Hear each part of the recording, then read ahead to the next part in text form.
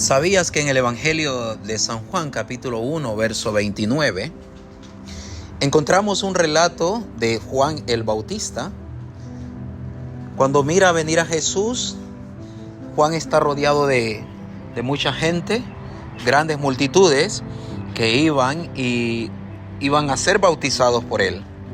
Toda esa gente que venía a Juan era gente judía de Jerusalén, de Judea y de los alrededores del Jordán, que venían a bautizarse con Juan. Pero entre toda esa multitud que conocían la cultura, que conocían los rituales del templo, que conocían todo lo que tenía que ver con los sacrificios, Juan, hermano, proclama una palabra que no era desconocida para los que estaban ahí, sino sumamente o íntimamente conocida. Y la palabra era: he aquí el Cordero de Dios que quita el pecado del mundo.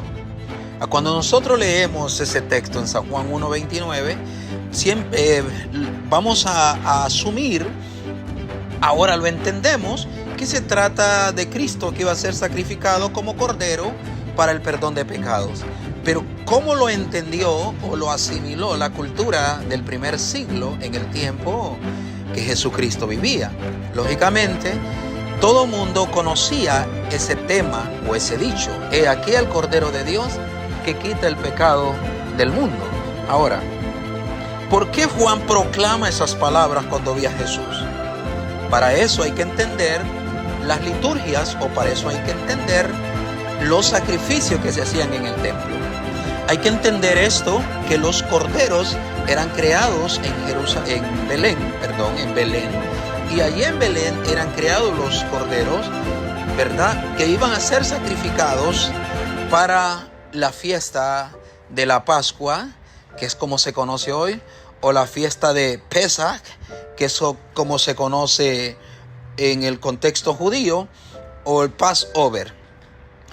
Entonces, hermanos, ahí el sacerdote escúcheme bien, el día de Nisan iban a recoger el cordero a Belén, y de ahí venían hacia el templo, y cuando el cordero era examinado, exactamente bien 4 días después, el 14 de Nisan, era examinado el cordero, y se levantaba, el sacerdote levantaba el cordero al pueblo y les decía: he aquí el Cordero de Dios que quita el pecado de tu pueblo, Señor.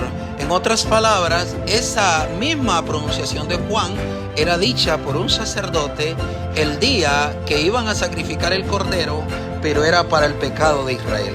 La pregunta es: ¿entendieron lo que Juan les quería decir?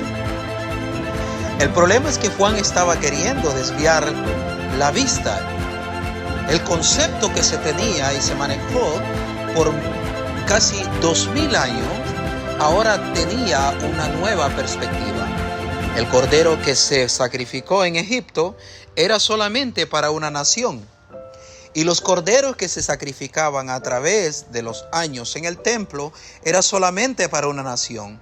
Por eso es que Juan, cuando proclama "he aquí el Cordero de Dios", agrega una frase y dice que quita el pecado del mundo, haciendo el sacrificio de este cordero universal, que todo aquel que tuviera o fuera parte de este planeta iba a ser parte de este cordero que iba a ser sacrificado, donde en el mismo lugar, en Jerusalén, donde eran sacrificados los corderos que quitaban el pecado de Israel.